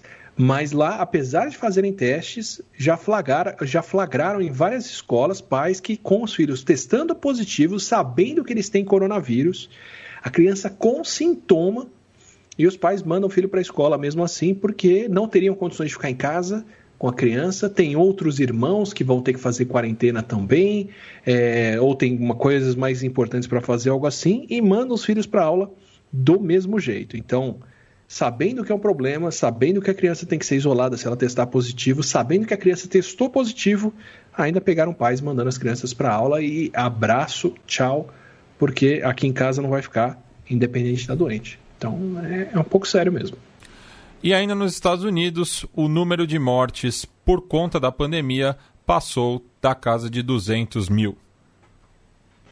Pois é, e assim, algumas coisas deixam claro por que eles chegaram a esses números, né? São um país que chegou primeiro numa escala tão alta de óbitos. É possível que outros países tenham alguma coisa proporcionalmente próxima disso, mas não tem teste suficiente para reconhecer. Aqui no Brasil, pelo atraso de registros em cartório e pelos números de pessoas com pneumonia infecciosa galopante sem teste para Covid, é possível que a gente já esteja chegando no número próximo desse dos Estados Unidos, mas tem algumas coisas que, né, a gente ficou sabendo recentemente que reforçam por que eles podem ter chegado nesses números. Então, eu já contei para vocês que o Jared Kushner, que ficou como responsável pelos testes, abandonou a política de testes e desgastou ela quando viram que os casos estavam acontecendo mais entre estados democratas e que era uma boa estratégia transmitir a responsabilidade para os estados e depois poder culpar eles nas eleições. Já falei com vocês sobre desmonte do CDC algumas vezes, de algumas coisas que estavam fazendo. Falamos sobre o Trump ter assumido em entrevista, em gravação, que sabia que o vírus era mais letal do que a gripe e transmitido pelo ar, mas que não ia falar disso para o público, para não assustar as pessoas. Acho que falei na última semana, se não falei, vou reforçar agora, que pegaram um diretor de comunicação e recursos humanos, eu não sei de qual cargo certinho, do Trump, tentando alterar os reportes oficiais do CDC na revista epidemiológica deles, que é a Weekly Mortality and Morbidity Report, que é uma das revistas epidemiológicas mais importantes do mundo, que as pessoas no mundo inteiro acompanham para saber o que está acontecendo sobre várias doenças infecciosas. É a revista onde os cientistas chineses publicaram as primeiras tabelas de mortalidade e internação das pessoas que guiaram toda a preparação médica do mundo. É uma revista desse nível de importância e estavam tentando alterar resultados lá ou omitir resultados para não colocar os Estados Unidos numa situação feia por causa dos casos acontecendo. E agora, essa semana, sumiu do site do CDC os guidelines avisando que o vírus pode ser transmitido por partículas aéreas, pode ser transmitido pelo ar, por aerosol e gotículas de saliva, e que medidas desse tipo deveriam ser tomadas. O que o presidente declarou que já sabia em fevereiro, o que já foi e voltou como medida importante, mas que essa semana entrou e saiu das guidelines do CDC e sumiu de como ele é espalhado. Então, assim, se ainda restam dúvidas de como se chega a 200 mil casos num dos países mais preparados do mundo para lidar com a pandemia, essas ações repetidas mostram um pouquinho do que pode acontecer.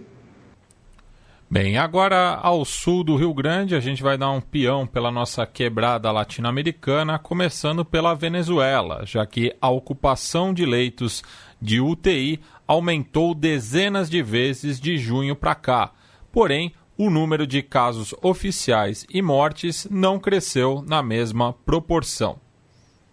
Pois é, eu acompanhei algumas apresentações essa semana de pesquisadores de universidades da América Latina, numa live da SBPC, discutindo o que tem acontecido na América Latina como um todo.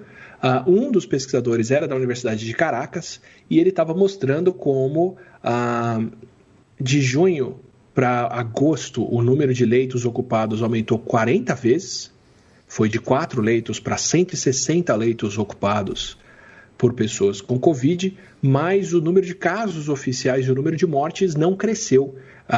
O número de mortes tem sido meio que linear, assim, um aumento contadinho no relógio ali, de lá para cá. Então ele estava apontando como os números internos da Venezuela não batem. Como é que pode ter tanta gente precisando ir para a UTI de repente, especialmente entre junho e agosto, e como pode ter tão pouco, números que são tão baixos de casos e de letalidade do vírus. Então ele não dá uma contagem exata da diferença ou de quantas pessoas podem ter morrido lá, mas mostra como os números internos do país não são concordantes e não falam. A gente já falou disso outras vezes, né? Do Irã, de alguns outros países, do próprio México, da Rússia, de países onde os números não batem internamente, e a Venezuela entra para esse ranking agora. É a primeira vez que eu vejo alguém de lá de dentro apontando essas discordâncias. Esse foi o número mais gritante que deram, de como, além dos casos serem muito coincidentes de um dia para o outro, o número de casos se repete, assim, 8 casos por dia, várias vezes ao longo do mês, o que num número que flutua não é para ser um número que coincide, e agora tem essa diferença de uma coisa para outra. Bem, da Venezuela a gente pega o Rio Branco, desemboca no Rio Negro em direção a Manaus, já que a capital amazonense pode ter tido 66% dos habitantes infectados. Esse foi um estudo bem grande, ele ainda não está publicado numa revista científica. Eu faço esse disclaimer desde já e violo uma coisa que eu tenho evitado fazer há muito tempo, que é discutir resultados preliminares antes deles serem avaliados por pares e publicados, mas quando são grupos de pesquisa muito fortes, sérios, que têm um histórico grande de fazer as coisas bem, dá para se ter mais confiança nos dados que estão mostrando. Esses dados ainda podem variar um pouquinho por causa da estimativa que fizeram, e o que fizeram foi assim, extrapolando do número de bolsas de sangue doado, de bolsas de sangue que testaram positivo para a Covid, quantas pessoas devem ter infectadas na região. Eles usam os dados de São Paulo para fazer isso e chegaram nessa proporção de, acho que 44% das bolsas positivas para anticorpos contra o vírus, o que dá 50 e poucos % das pessoas positivas, porque tem a margem de erro do teste, o que dá 66% da população como um todo tendo contraído o vírus. Esse número pode variar, mas uma coisa dessa ordem de grandeza é bem difícil de estar tão errada, né? Não vai ser 15, 20, 30% das pessoas, vai ser um número tão alto quanto. E Manaus teve óbitos em excesso, teve enterros em excesso, sem diagnóstico de Covid, em abril e maio, para justificar esses números, bem como, pelo menos, o começo do colapso do sistema de saúde. Não é comum a gente falar do Brasil aqui, eu queria discutir esse em particular, porque por ter uma prevalência tão alta e por estar num país que, pelo menos em relação ao resto da América Latina, está testando, e eu vou falar da Bolívia, e eu já falei do Peru, de outros lugares, da Costa Rica, do México, que teoricamente está numa situação tão ruim quanto a nossa, mas não tem testado. Eu acabei de falar da Venezuela. Manaus é um lugar que dá para se observar, porque teoricamente eles chegaram num teto de casos autossuficiente para já ter imunidade coletiva, para ter uma transmissão barrada de tantas pessoas que estão imunes por lá, o que explicaria, por exemplo, como eles têm aulas retomadas, mas não estão vendo os casos aumentarem, como foi o caso de Israel, que a gente falou até aqui. O que quer dizer que tem que esperar esses números se confirmarem, tem que esperar o estudo sair em outras revistas e tal, mas se isso se confirma, e é muito provável que sim, se voltarem a acontecer casos em Manaus, se Manaus voltar a ter surtos locais de coronavírus, é um forte sinal de que mesmo em lugares onde muitas pessoas pegam e se curam, a imunidade coletiva não existe ou não funciona o suficiente para impedir o vírus de circular. Então, em outros lugares, como no Peru, em algumas vilas que eu cheguei a falar de 90 e poucos % de testes positivos, sem publicação também para poder defender a situação, isso é mais difícil de acompanhar, testar e ver. Manaus tem uma população grande o suficiente, tem um sistema de saúde bom o suficiente para poder ver isso de perto. Então, se voltar a ter casos lá, é um sinal terrível a respeito de contenção do vírus em geral e, inclusive, da proteção que as vacinas podem oferecer ou não. Então, assim como a Suécia é um bom ponto sentinela para acompanhar na Europa, aqui no Brasil nosso ponto sentinela é Manaus. Se começar a ter mais casos aumentando lá, é um sinal bem ruim para o resto do mundo. Bem, mais ao sul do Brasil, o Carnaval de 2021 é adiado no Rio de Janeiro por conta da pandemia. Ainda bem que vão adiar o Carnaval, né? É uma aglomeração muito grande de gente bastante alcoolizada em espaços pequenos, mas eu acho muito difícil de não ter Carnaval de rua e outros tipos de aglomeração acontecendo, o que, se as pessoas não se cuidarem, como a gente vai discutir para a Bolívia agora, pode gerar surtos. Ainda está um pouco controversa a aglomeração pública em grandes espaços. Tem alguns lugares onde ela está acontecendo sem ter tantos problemas, onde as pessoas estão usando máscara, mantendo medidas de distanciamento e outras coisas. Mas vou dizer que, né, se tem um evento brasileiro onde o bom senso normalmente é deixado na porta, é o Carnaval. Assim como o futebol, né, Átila? Porque só para você acompanhar, entender o caso. O Flamengo, semana passada, jogou em Quito. E no começo dessa semana jogou em Guayaquil, quando já tinha jogadores e membros da delegação infectados, né? E agora joga com o Palmeiras no domingo. Então estava se discutindo se o jogo seria adiado ou não, porque, veja bem, não é que o Flamengo ficou concentrado no Rio de Janeiro antes do jogo do Palmeiras. Ele estava em viagem, né? Especificamente no Equador, que é um dos países mais atingidos pela pandemia aqui no nosso subcontinente. E o jogo vai ser mantido apesar desse surto aí na delegação rubro-negra. Ou seja, assim como os pais mandando os filhos para a aula ignorando teste positivo, eles estão mandando os jogadores para o campo ignorando o teste positivo, certo? Não, os jogadores positivados não jogam, mas veja bem, os jogadores que testaram positivo estão em contato com outros jogadores que irão a campo. Então, essa que é a principal questão. Bem, agora a gente cruza a fronteira com a Bolívia, que é o estudo de caso dessa quinzena, já que o parlamento aprovou o uso do dióxido de cloro como tratamento, entre aspas, contra a Covid-19, né? Agora não lembro se foi na edição passada ou retrasada, né, que a gente tinha repercutido o fato de uma apresentadora na Argentina tendo ingerido ao vivo, né, e uma criança que foi tratada com o dióxido de cloro veio a óbito no sul do país, mas enfim, é uma sandice o que está acontecendo no país vizinho, né, Átila? Sim, assim, muita coisa composta. Eu queria trazer algumas delas do que aconteceu por lá e mostrar de verdade o que eu falei lá no começo, que existem situações tão complicadas quanto ou até piores do que a nossa, quando a gente olha de perto e entende um pouquinho do que se passa. A Bolívia, a essa altura, enquanto a gente grava aqui, já é o segundo país da América Latina em óbitos por Covid proporcionais à população. Recentemente eles acrescentaram algumas mortes prováveis que não tinham diagnóstico, mas entraram para os números oficiais e estão atrás só do Peru. O Peru, de verdade, é uma situação fora do padrão aqui, do que a gente tem discutido, mas ainda assim estão com uma situação muito séria, estão com tantos óbitos por milhão de habitantes quanto o Brasil e crescendo no mesmo ritmo que o Brasil. E provavelmente são muito mais, porque faltam testes, mas falta muito mais testes do que a gente tem feito por aqui. E o histórico de como a coisa andou lá é bastante preocupante. O que acontece? A Bolívia adotou lá as medidas de distanciamento, quarentena e outras coisas no começo do ano.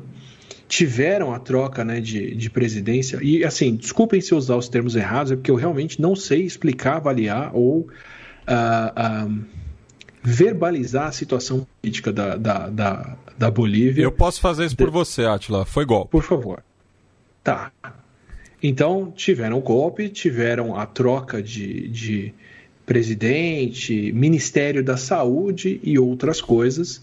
E foi só uma lá, mas uma troca dessas já é o suficiente, especialmente no caso deles que é outro partido, é outro grupo e as medidas são completamente diferentes, o que deixou o país numa situação muito mais sujeita à Covid do que no começo da pandemia. Então, as pessoas trancadas, isoladas, sem grandes medidas de EPI, equipamento de proteção, sem muitas condições sanitárias de atender todo mundo em UTI, por aí vai. O que aconteceu foi que a população perdeu a confiança no Estado, no governo, em relação às medidas e em relação à pandemia. Então, a Bolívia ia numa situação ruim até essa troca, até os eventos depois da troca. Eu não vou saber situar para vocês onde no calendário, se o problema começou junto ou se ele só se agravou com o golpe, com a troca de Ministério da Saúde. Mas, o golpe foi no final do ano passado, antes da pandemia propriamente. Então, ok. Então, só para complementar, até pensando em alguém que vai encher as paciências, o Matias falou golpe, a gente trata do assunto nos programas 211 e 212, que são respectivamente de 9 e 15 de novembro de 2019. Tá? Então lá tem uma abordagem muito mais detalhada, muito mais aprofundada, cobrindo os fatos e tudo mais.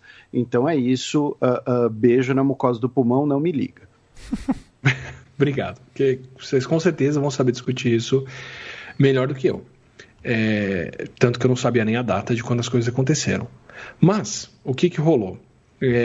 Como a população perdeu completamente confiança no que estava sendo feito, eles começaram a ter o pior tipo de protesto possível. A gente está vendo protestos anti-máscara, protestos anti-isolamento, anti-quarentena e outras coisas. Na Bolívia, esse tipo de protesto chegou a ser contraprodutivo, do tipo barrar a circulação de caminhões de oxigênio para tratar as pessoas. Aglomerações de propósito das pessoas sem máscara se juntando e protestando, dizendo que não tem o vírus ou que isso não estava acontecendo. E aí o número de casos deles foi para o teto, porque além das pessoas não estarem seguindo o distanciamento, elas começaram a se aglomerar para não seguir o distanciamento. E na falta de tratamento, o que acontece? Né? Isso é um fenômeno universal. O ser humano precisa ter o controle da situação e precisa fazer alguma coisa a respeito de um problema, mesmo que isso não funcione. Né? Então, já tem um ditado dentro da área de pesquisa clínica que é assim: quando você tem muitas curas para um problema, é sinal de que aquele problema ainda não tem cura. Porque, o que você faz para a garganta inflamada? Você pode fazer simpatia? Pode. Você pode fazer isso? Pode fazer um monte de coisa. Mas se você tomar antibiótico, você mata a bactéria que está lá e curou a garganta inflamada. Então a gente vai ver bem pouca cura caseira, cultural, tratamento alternativo para alguma coisa para a qual se tem um tratamento bem direto que funciona muito bem, que é o antibiótico. Qual é a cura caseira para o sarampo? Não tem cura caseira. Você toma uma vacina e não pega sarampo, e resolveu. O que vai ter muita cura caseira são coisas como câncer, por exemplo, para o qual se tem muito tratamento, mas o tratamento nem sempre é super eficaz, nem sempre funciona tão bem e cura coisa. E aí todo mundo consegue arrumar uma cura diferente para coisa que nunca funciona tão bem, mas pela inércia que a gente tem de buscar tratamento para essas coisas, se promove todo tipo de coisa. Isso se converteu na Bolívia por uma onda de uso de outra coisa para terapia. Então aqui no Brasil a gente converteu essa necessidade de uma cura para proteger as pessoas que não estão protegidas por ação federal, de ivermectina, cloroquina e outras coisas que a essa altura já é tranquilo de falar que não funcionam porque não falta teste clínico mostrando isso. Na Bolívia isso foi convertido na cura milagrosa, Miracle Solution, do MMS, do dióxido de cloro. Então, aquilo que a gente viu acontecer, né, na Argentina e em outros lugares, virou mania na Bolívia como cura para as pessoas, e mania promovida pelos políticos, mania promovida pelos líderes locais, assim, que estão pegando um tratamento que não funciona, que é tóxico, que não tem comprovação e promovendo isso como uma grande cura que o governo nega para a sua população e deixa as pessoas sofrerem. Então, aquela manobra política de pegar uma coisa, eleger e jogar um contra o outro para falar que aquilo devia estar sendo usado. No caso da Bolívia, se eu entendi bem, o Senado ainda tem a liderança do partido anterior. Não sei se eu estou viajando. E lá, os membros do partido do Evo estão usando o dióxido de cloro para falar que o governo atual não distribui, não usa isso para curar os bolivianos da Covid. E conspirações de uns contra os outros aí também abundam. Mas o resultado é que eles aprovaram no Senado e acho que no Parlamento. Está pendente só do presidente rejeitar ou não a lei, mas mesmo se ele rejeitar, ainda tem outras medidas que, se não me engano, os deputados podem tomar lá, ou o equivalente a isso lá, para deixar as pessoas tomarem, de reconhecer o dióxido de cloro como tratamento oficial. É um composto tóxico, mata as pessoas, causa vários efeitos colaterais, mas que está sendo aprovado sob protestos veementes do Ministério da Saúde para as pessoas tomarem. Então, na Bolívia, além das pessoas estarem negando máscara, ainda estão se aglomerando, estão negando outras coisas e promovendo a MMS e outras coisas como cura. E aí o resultado foi que no começo do surto, eles tinham menos casos entre os lugares mais altos, de maior altitude, que é onde se tem uma relação agora do pessoal ver que a transmissão do vírus é um pouco mais difícil. Já deram várias justificativas de ter mais radiação ultravioleta e ultravioleta inativa o vírus, ou outras coisas. Eu chuto que é a própria densidade urbana em lugares mais altos, que não tem como ser tão grande quanto em lugares ao nível do mar. Mas, de lá para cá, de junho para cá, os casos são mais comuns agora nos lugares de maior altitude, porque foi onde teve mais protesto, foi onde a população está mais desamparada e foi mais contra as recomendações da OMS. O resultado é que agora eles estão entre os países que mais têm casos de Covid em proporção à população, que mais têm óbitos de Covid em relação à população, embora tenham muito poucos testes ainda. Segundo o próprio pesquisador da Universidade de Bolívia lá, a situação é bem pior, faltam testes, morreu muito mais gente com excesso de mortes do que eles estão registrando agora nos números oficiais e sem perspectiva disso melhorar tão cedo por causa dessa corrosão da confiança da pública nas autoridades e nos órgãos. Então, assim, se a gente já viu um desencontro de Ministério da Saúde, ações federais e locais aqui, lá foi muito pior. Só que isso ainda não se reflete em números oficiais, porque os números oficiais não estão medindo a situação real. Então, provavelmente só daqui a alguns anos que a gente vai ter como olhar para o que aconteceu na América Latina e com base em mortes em excesso, censo populacional, registrando quantas pessoas morreram em cada caso e algo assim, que a gente vai começar a ter uma noção do que aconteceu aqui de fato. Mas coloca a Bolívia agora com o México, com o Peru, com a Costa Rica e mais alguns outros países, e com a Venezuela, entre os países que certamente tiveram mais casos e mais óbitos do que a gente vê, mas os números não aparecem. Sem falar na mortalidade maior lá entre os andinos, que também é uma outra coisa muito séria, que também é pouco registrada, acompanhada e testada. Então, uma pergunta que eu tinha feito no episódio do Peru, que era por que o Peru tem índices de curados próximos de outros países, mas tem muito mais mortos. Essa é uma das respostas, porque estão testando e registrando isso, e outros lugares aparentemente não tanto. E vocês acharam só porque era programa com Átila que a gente não ia analisar o discurso do Bolsonaro? Acharam errado, otários! Como é tradição no Xadrez Verbal, desde 2015, a gente recebe novamente o professor Guilherme Casarões para analisar o discurso da abertura da Assembleia Geral das Nações Unidas. Olá, amigos e amigas do Xadrez Verbal. Espero que esteja tudo bem com vocês a despeito desse momento muito louco que a gente está vivendo, não só por causa da pandemia, mas essas novas relações internacionais também que nos deixam muitas vezes coçando a cabeça em dúvida sobre o que está acontecendo. Bom, mais um ano, mais um fim de setembro, mais um discurso do presidente do Brasil na abertura da Assembleia Geral da ONU para a gente analisar. E a gente teve, como sabemos, um momento muito atípico nesse ano da Assembleia Geral, porque os discursos presidenciais e de autoridades de Estado foram gravados, já que, em função da Covid-19, a ONU também passou por políticas bastante estritas de isolamento social. Então a gente teve um discurso do presidente Bolsonaro previamente gravado, num tom um pouco mais solene, um discurso mais curto do que o habitual. Aliás, os discursos foram esse ano um pouco mais curtos. O do Bolsonaro teve 14 minutos, quase 15, numa média aí que seria de meia hora, 20 e tantos minutos. E foi um discurso que gerou uma repercussão importante, principalmente aqui dentro do Brasil.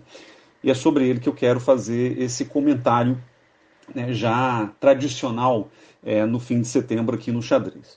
Bom, tradicionalmente, o discurso do Brasil na ONU ele responde a duas perguntas básicas. A primeira delas é como o Brasil vê a ordem internacional, ou seja, quais os principais temas e prioridades da agenda internacional na perspectiva brasileira.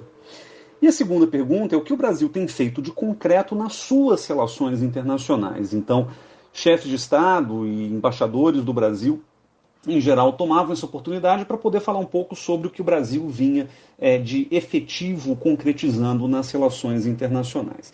E é claro que com relação a essa segunda pergunta sobre o que o Brasil tem feito, também buscava-se um espaço para dizer de maneira explícita ou subentendida quem é o Brasil nas relações internacionais na visão do próprio governo. Em outras palavras, qual a identidade que o Brasil quer mostrar ao mundo. Bom, e ao endereçar essas duas perguntas, o padrão da nova república, se a gente pega nos últimos 30 e poucos anos, foi projetar, com relação à primeira pergunta, uma ordem multipolar e multilateral como o Norte, tendo como horizonte a democratização do sistema internacional. E aqui eu faço referência a essa expressão, democratização do sistema internacional, que foi usada pelo Celso Amorim no seu discurso de posse, mas foi projetada muitas vezes de maneira textual ou indireta no discurso do Brasil nas Nações Unidas. Essa ideia de abrir espaço para os países emergentes, para os países em desenvolvimento, como atores também relevantes na ordem internacional, que passou por décadas monopolizada ou oligopolizada na mão de poucas grandes potências. Essa busca de uma ordem internacional multipolar e multilateral foi feita a partir de uma autoimagem, seja ela de potência média, como foi o Collor, o Itamar, o Fernando Henrique e o Temer, por exemplo, em que o Brasil estava mais preocupado com a manutenção das estruturas vigentes, ou de uma narrativa de potência emergente, como foram os casos de Lula e de Dilma, marcado por um tom claramente reivindicatório, bastante assertivo e até moderadamente revisionista com relação às estruturas do sistema internacional. O governo Bolsonaro, por sua vez, ele representou uma ruptura nessa trajetória. Aquilo que o chanceler Ernesto Araújo deliberadamente chama de a nova política externa, vislumbra uma ordem internacional na qual os países sejam soberanos e fortes, que o multilateralismo seja fraco e condicionado aos interesses estatais. E é curioso porque o próprio Bolsonaro disse ano passado, na própria ONU, não somos a organização dos interesses globais, e sim a organização das Nações Unidas, como ele frisou. E talvez o ponto mais importante dessa visão da ordem internacional proposta pelo governo Bolsonaro seja a ideia de que a religião deva ser o esteio moral das nações. E esse é um ponto importante porque quando a gente pensa na maneira como o governo brasileiro vem tentando formular a sua própria autoimagem frente ao mundo, sempre se traz uma noção com a qual o Bolsonaro fechou o discurso deste ano de 2020, que é a ideia do Brasil como um país cristão e conservador. Agora, vejamos que esse é um tema, o nacionalismo religioso, em termos mais específicos, é um tema que não só perpassa o discurso de Jair Bolsonaro, ou do governo Bolsonaro, mas também pertence à fala e à postura de líderes tão distintos como Narendra Modi na Índia, Donald Trump nos Estados Unidos, Viktor Orbán na Hungria, Andrzej Duda na Polônia e assim por diante. Ou seja, o nacionalismo religioso me parece um elemento muito importante dessa onda conservadora que vem varrendo grande parte dos países do mundo e que pode indicar a formulação ou a consolidação de uma nova ordem internacional. Bom, ao falar do que o Brasil vem fazendo de concreto, que é a segunda pergunta a que o Brasil em geral responde na Assembleia Geral, a gente nota duas tendências, né, no governo Bolsonaro. A primeira delas é vincular as ações da política externa aos grupos de interesse que sustentam o governo. Ano passado eu até comentei, eu não lembro se eu falei nesses termos exatos aqui no Xadrez, mas eu falei dos 5 Bs que sustentam o governo Bolsonaro, né? Boi, bala, Bíblia, bancos e o B de Bolsonaro ou do bolsolavismo, né? Então, ruralistas, evangélicos, militares, liberais e os chamados antiglobalistas, né? Inspirados aí nessa visão de mundo conspiratória do escritor Olavo de Carvalho. E é engraçado porque ano passado, e esse ano também, houve menção específica a cada um desses grupos como fontes de ação da política externa brasileira. A grande diferença com relação ao ano passado é que o tom antiglobalista perdeu espaço claramente. Eu não sei se é porque o Steve Bannon está preso, não sei se ele ainda está preso, mas ele foi preso e talvez isso tenha diminuído um pouco esse lado olavista, benonista no discurso, ou se porque, pelas próprias circunstâncias políticas do governo Bolsonaro, está havendo uma diminuição do papel dos antiglobalistas representados pelo próprio Ernesto Araújo, pelo assessor Felipe Martins, pelo Eduardo Bolsonaro, que é o presidente da Comissão de Relações Exteriores da Câmara, e assim por diante. O que a gente nota no discurso desse ano é que ele é igualmente conspiratório ao endereçar questões como a Amazônia, como as questões ligadas ao ruralismo e etc., mas o tom ele está muito mais ufanista e muito tipicamente militar, né? Parece muito mais teoria da conspiração dos militares da década de 70 do que teorias antiglobalistas, como a gente viu no ano passado, em que a coisa estava muito mais ligada ao combate, ao socialismo, ao Foro de São Paulo e etc.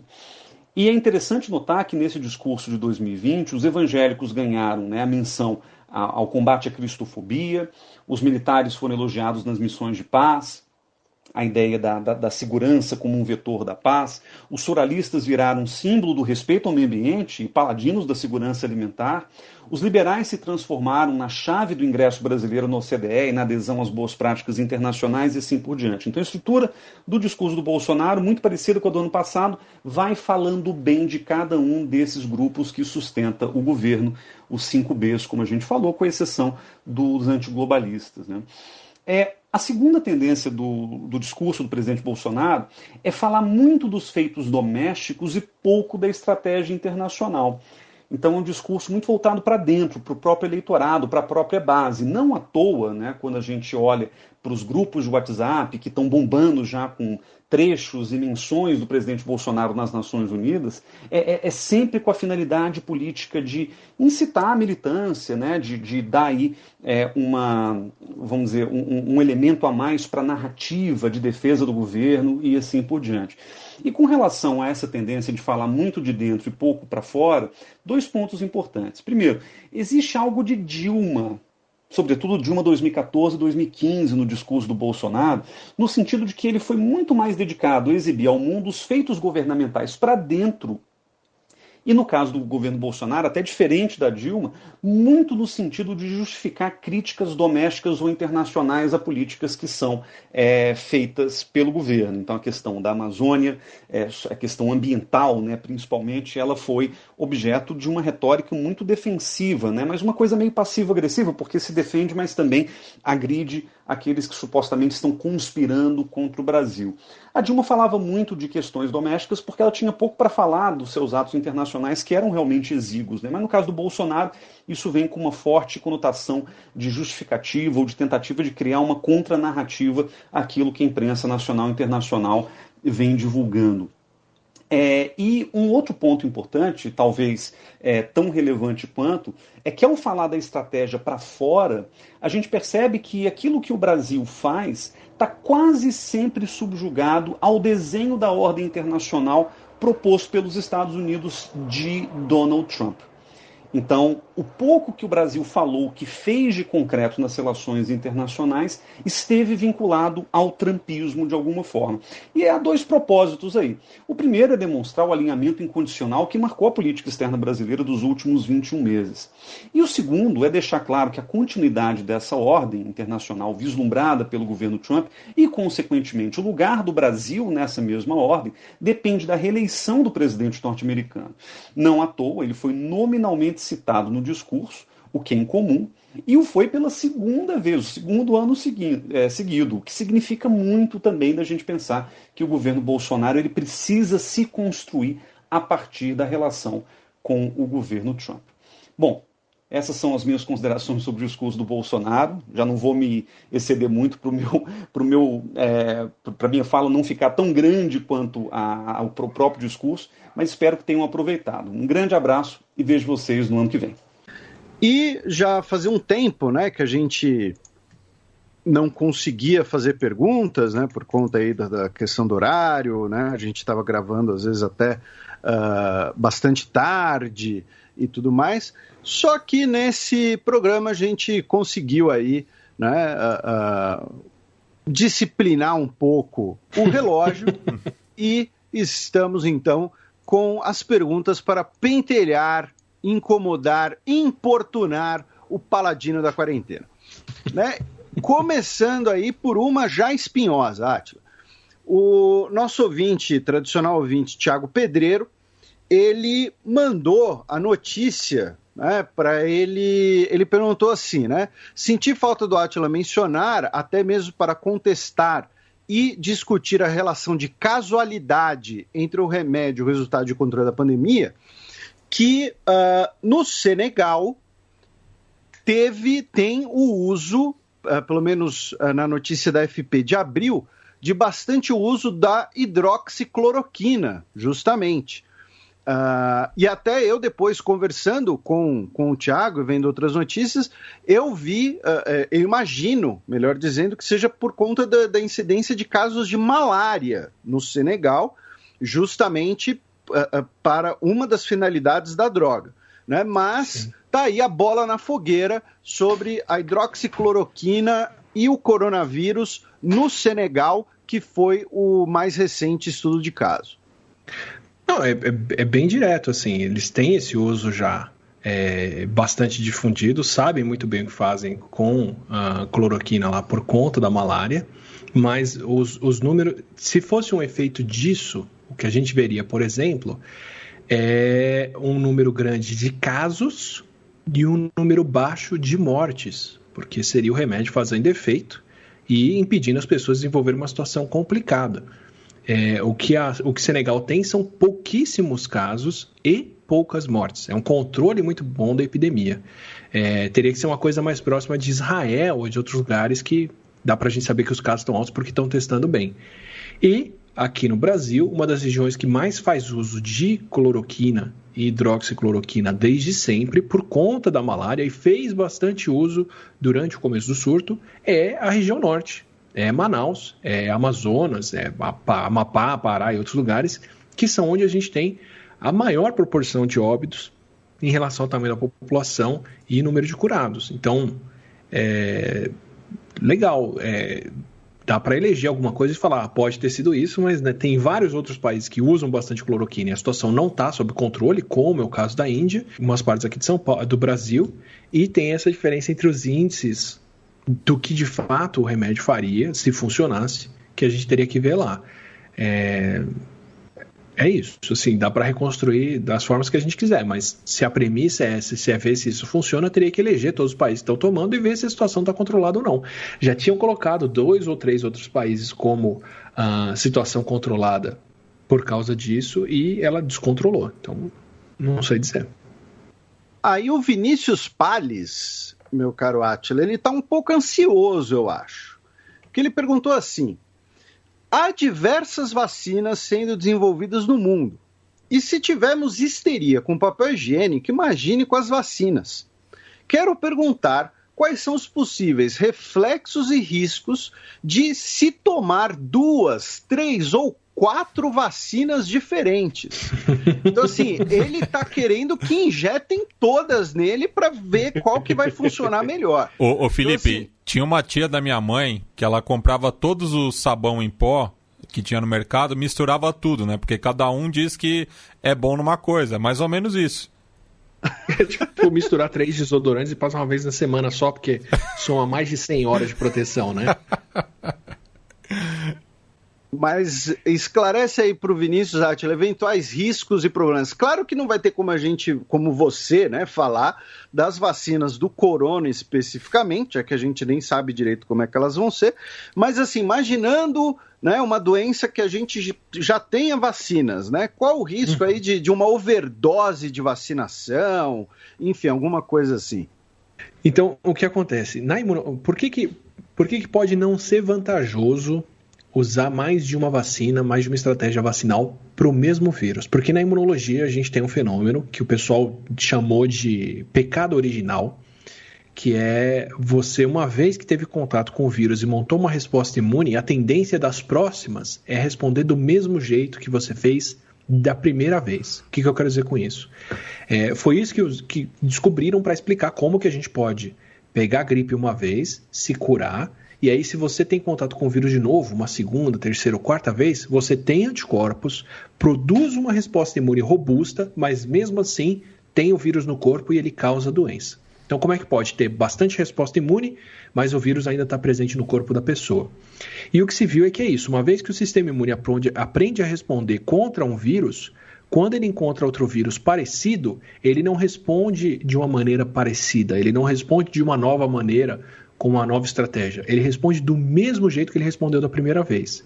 Então, quando você está pegando a gripe de novo, é porque o seu corpo está fazendo os mesmos anticorpos que detiveram o primeiro vírus da gripe, mas que agora não funcionam para o segundo ou terceiro. Ele está repetindo a estratégia, mas para um novo inimigo, para um novo invasor, contra o qual a estratégia não funciona tão bem. Então é muito provável, se a gente tiver várias vacinas, que você tomando uma segunda, terceira, quarta ou quinta vacina meio diferente, o seu sistema imune responda do mesmo jeito que ele já respondeu para a primeira vacina que você tomou. Isso pode mudar, claro, se de repente quando a gente tiver muitas estratégias bem diferentes, tem uma vacina que apresenta uma parte do vírus e a outra vacina apresenta outra parte do vírus completamente diferente, de repente vai ter 2 ou 3 que são complementares e que são até recomendáveis.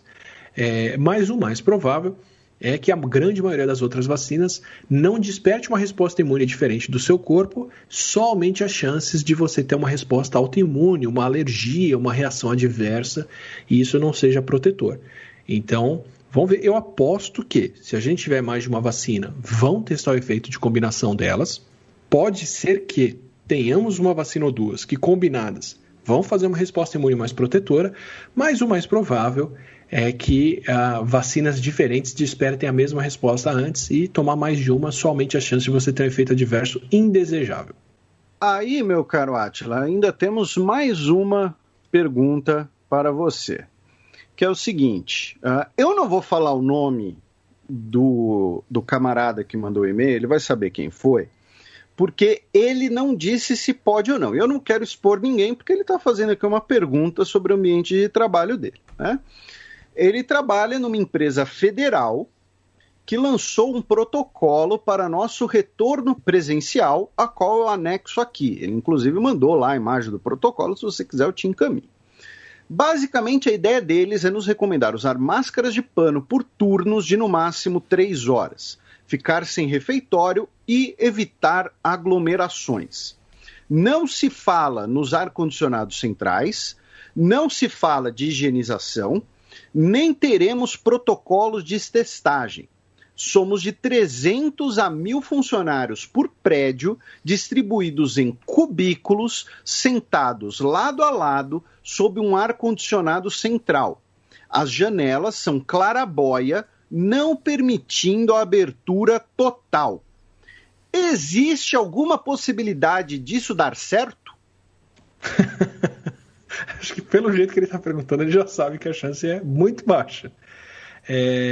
Eu vou mandar para vocês, vou recomendar aqui, tem uma adaptação, uma tabela adaptada pela BBC da Universidade do Texas, da Associação Médica do Texas, de quais são os tipos de comportamento e exposição e o risco envolvido com elas, do menor risco ao maior. E no topo dessa tabela de risco está aglomerações e ambientes fechados com o mesmo ar-condicionado recirculando o ar sem janelas abertas, especialmente quando a convivência é prolongada e o número de pessoas juntas é alto. Aí está entre os maiores riscos. Então, para qualquer lugar, para qualquer situação, essa é uma das mais arriscadas. Risco alto são comer buffet e academia de ginástica, parque de diversões, o cinema, lugares onde tem bastante gente fechada dentro de um mesmo canto. Mais arriscado do que isso, só show grande, evento grande, culto com mais de 500 pessoas juntas ou bar, porque as pessoas estão descontroladas ali, aglomerando. Mas está ali no topo de alto risco. Se a exposição é prolongada, a chance dela dar ruim é bem alta. E para a gente fechar, vamos aqui mandar uns abraços. E Átila, tem 2 pedidos especiais para você. Tá? Um deles é do Eduardo Júnior. Bom crepúsculo, ouvintes. Meu nome é Eduardo Júnior. Queria falar que sou fã do trabalho de vocês. Parabéns pelo ótimo trabalho. Moro com minha namorada e sinto que somos os únicos que ainda estão de quarentena. Isso é uma pena. Iremos fazer 2 anos de namoro agora, dia 22 de setembro, né? Ou seja, já foi. E ela é muito fã do Átila. Se ele pudesse mandar um abraço para ela, seria muito legal. O nome dela é Natália Trombeta. Obrigado por trazer uma companhia por meio do podcast nessa quarentena. Abraços e fiquem em casa. Natália, um abraço e lava a mão depois de ganhar esse abraço. Passa um álcool gel aí que tá tudo bem. E o outro pedido de abraço, aí é nosso no geral, né? Meu, seu e do nosso caro Matias, mandaram um beijo, na verdade, para Maria Eduarda, que é a namorada do nosso queridíssimo André Schauders, da BBC, que sempre nos ajuda. Eu, particularmente, sou extremamente folgado com ele. Ele sempre nos tratou com muito carinho, muita consideração, e eu exploro essa amizade. Eu conheci ele pessoalmente, brevemente, quando teve o evento da Abrage, né, antes da pandemia, né, sei lá, acho que era 13 anos atrás. Mas então tá aí um beijo para o André e para a Maria Eduarda. Ele pediu beijos de vocês também, então podem mandar beijos aí. Um beijo. Beijo para os senhores. Também mandar um abraço para o Narciso Pareja, para a Débora Bertolini, para o Luiz Eduardo Reis da Silva, para a professora Paola Costa, para o Gabriel N., para o Pedro Ivo Costa Rodrigues, que mandou mensagem para a gente diretamente lá do Kosovo, e mandou um abraço para o Bruno e para o Vinícius, ex-companheiros de casa lá no Porto, em Portugal. Um abraço para o Igor Nogueira, que trabalha no cemitério, e ele fala assim: sou coveiro, é impressionante como o número de enterros sobe depois de 15 dias passados de algum evento de aglomeração, como o feriado de 7 de setembro. Né? Ele fez lá um comentário bastante descritivo, bastante até pesado, e ele cobrou o Átila, dizendo que ainda está na espera do vídeo de por que os gatos olham para cima por causa daquele filtro do Snapchat. Um abraço. Eu precisava continuar esse vídeo, é verdade. Um abraço para o Cid Souza, que mandou um estudo sobre anticorpos em Foz do Iguaçu. E um abraço para o nosso queridíssimo Jaime Facim, lá de Londres, que contou um pouco de como está ali a disputa de narrativas, digamos assim, lá em Londres. Bem, e no site da Central 3, a Naila fez uma defesa da pizza de maionese, ela que nos escreve do litoral paranaense, dizendo que tem muitos ouvintes do Xadrez Verbal na região.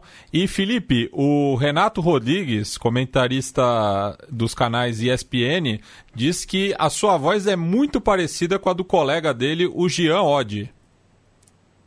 Olha, considerando que o Jean Oddi, ele torce para a Roma e não para a Lazio, então tá tudo bem.